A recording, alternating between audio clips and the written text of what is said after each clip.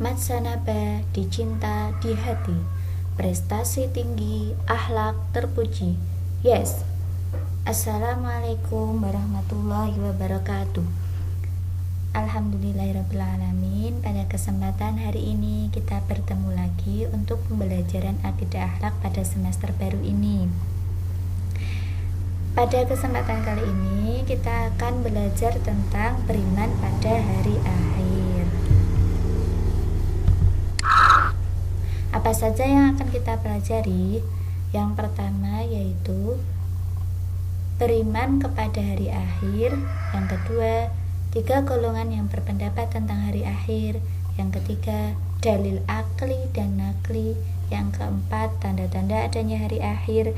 Dan yang terakhir, perilaku orang beriman kepada hari akhir. Apa pengertian beriman kepada hari akhir itu? Yaitu beriman kepada hari akhir adalah percaya dengan sepenuh hati bahwa suatu saat alam semesta dan seisinya akan hancur dan berakhir. Kehidupan selanjutnya yang kekal itu di alam akhirat. Iman kepada hari akhir ini merupakan rukun iman yang keberapa, nak? Yes, benar. Rukun iman yang kelima. 3 golongan yang berpendapat tentang hari akhir. Yang pertama, golongan ateis, yaitu golongan manusia yang mengingkari atau tidak mempercayai adanya hari akhir, juga disebut mulhid, yaitu tidak mempercayai adanya Tuhan. Tidak mempercayai adanya Tuhan apalagi dengan adanya hari akhir, itu adalah orang ateis, tidak percaya adanya Tuhan dan tidak percaya adanya hari akhir. Yang kedua, golongan agama ardi, yaitu golongan manusia yang mempercayai adanya reinkarnasi atau penjelmaan roh manusia. Golongan agama ardi atau golongan agama yang dibuat oleh manusia. Golongan agama samawi yang ketiga, yaitu golongan manusia yang mempercayai adanya hari akhir dan adanya kehidupan akhirat. Golongan ini dianut oleh pemeluk agama yang berasal dari Allah, yaitu salah satunya agama Islam.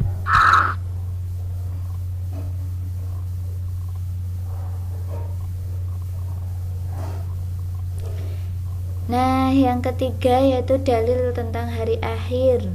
Ada 2 dalil di sini, dalil akli dan dalil nakli. Dalil akli ini adalah dalil yang berasal dari pola pikir manusia atau dari akal manusia. Sedangkan dalil nakli yaitu dalil yang berasal dari wahyu Allah, yaitu Al-Qur'an. Bisa nanti diterjemahkan dalam hadis. Oke, dalil nakli di sini menyebutkan bahwa dalam dalil nakli disebutkan tidak ada sesuatu yang kekal di dunia ini. Begitu pula alam semesta dan segala isinya akan mengalami kerusakan dan kehancuran. Nah, secara akal itu bagaimana? Para pakar ilmu pengetahuan mengatakan bahwa matahari sebagai sumber energi dalam bentuk bola api yang sangat panas dan sangat besar, suatu saat akan kehilangan cahayanya. Mula-mula ditandai dengan keadaannya semakin mengecil karena setiap detik matahari kehilangan beratnya sekitar 4 juta ton. Wow. Lalu habis dan jelaslah gelap gulita alam semesta beserta isinya termasuk bumi dan yang kita tempati. Nah, itu ya, secara logika seperti itu.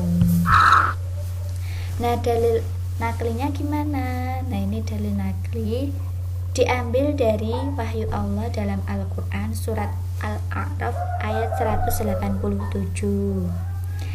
Di sini dijelaskan bahwa Al-A'raf ayat 187 itu menjelaskan tentang kapan terjadinya hari kiamat.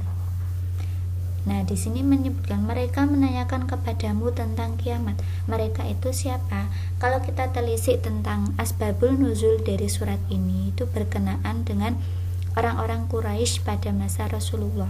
Karena surat ini termasuk surat Makkiyah. Nah, ketika itu banyak orang Quraisy menanyakan kapan terjadi hari kiamat. Oleh karena itu, turunlah wahyu Allah kepada Rasulullah yang menerangkan bahwa hari kiamat itu tidak seorang pun yang tahu. Itu merupakan rahasia Allah dan hanya Allah yang tahu. Nah, datangnya itu hanya diberi inisial bahwa datangnya itu akan tiba-tiba.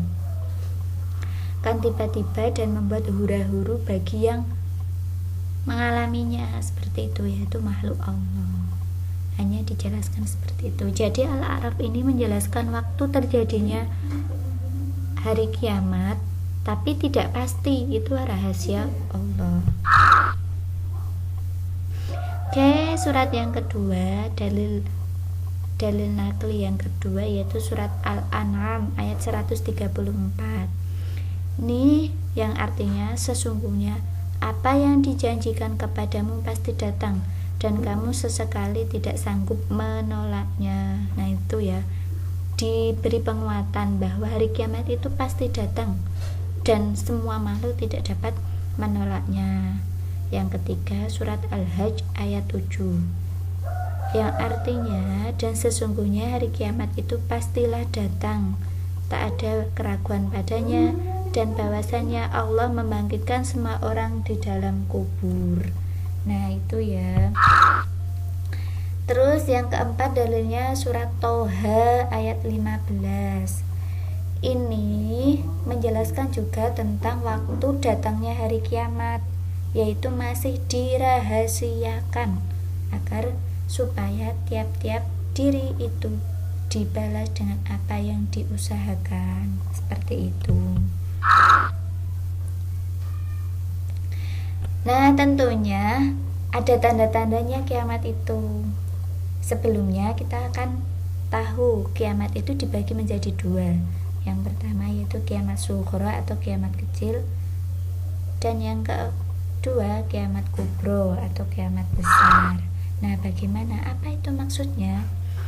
Kiamat sughra itu adalah tanda-tanda kiamat sughra itu tanda-tanda kiamat kecil, yaitu rusak atau hancurnya sesuatu di dunia ini, seperti kematian, banyaknya kematian, kemaksiatan. Kematian itu termasuk tanda kiamat kecil atau termasuk kiamat kecil. Banyak kemaksiatan, orang tidak malu lagi untuk berbuat maksiat, seperti itu. Banyak masjid megah tapi hanya sedikit jamaahnya. Banyak orang memperindah masjid tapi tidak ada yang jamaah, seperti itu ya. Sekarang sudah banyak yang seperti itu.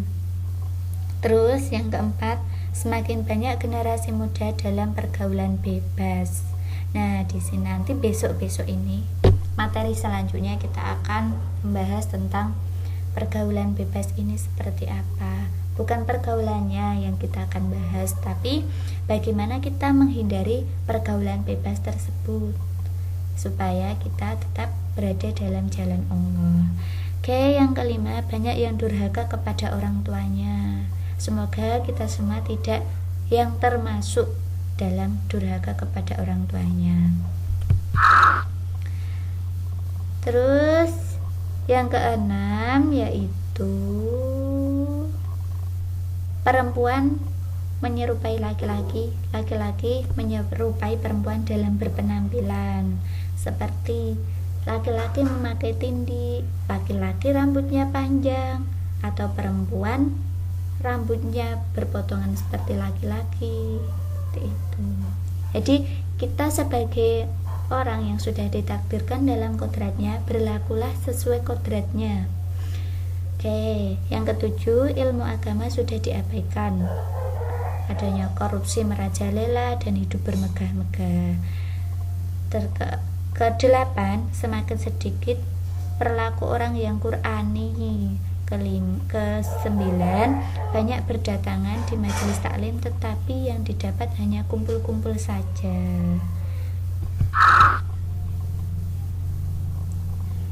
Nah, lanjutkan untuk masih tanda kiamat sughra. Oke, banyak orang yang enggan mengaji dan mengkaji ilmu agama. Karena sekarang banyak apa? Banyak mengkaji elektronik, HP seperti itu.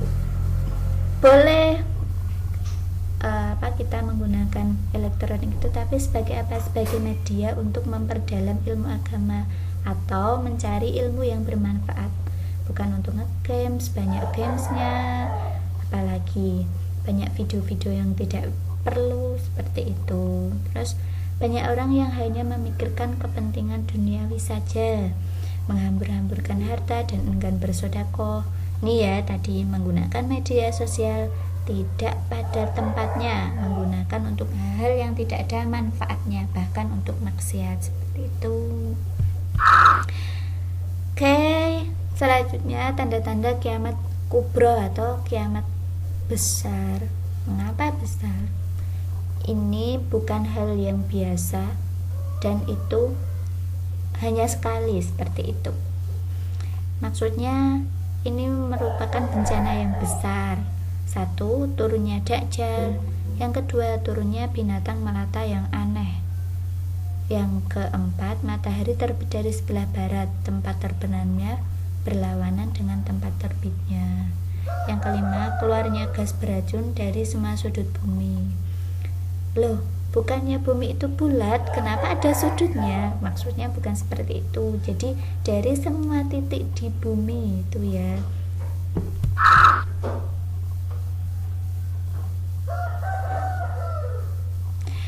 Nah, yang terakhir yaitu perilaku orang yang beriman kepada hari akhir. 1. Menjaga pikiran, sikap, dan perilaku dari akhlak tercela, karena nanti di alam akhirat semua perbuatan kita akan dipertanggungjawabkan. Meningkatkan keimanan dan ketakwaan kepada Allah, memperbanyak zikir dan bersolawat, selalu membaca Al-Quran, bukan selalu ya, tapi menyempatkan dan sangat diutamakan untuk membaca Al-Quran. Misalnya di pagi hari setelah sholat subuh, malam hari seperti itu ya. Kita tidak harus melulu membaca Al-Quran, kita juga punya kewajiban yang lain, tapi membaca Al-Quran itu disempatkan dan diutamakan, sangat disempatkan. Oke, bergaul dengan orang-orang yang sholih, mengembangkan potensi diri, memupuk tali persaudaraan dan silaturahmi. Itulah nak penjelasan tentang beriman kepada hari akhir atau hari kiamat.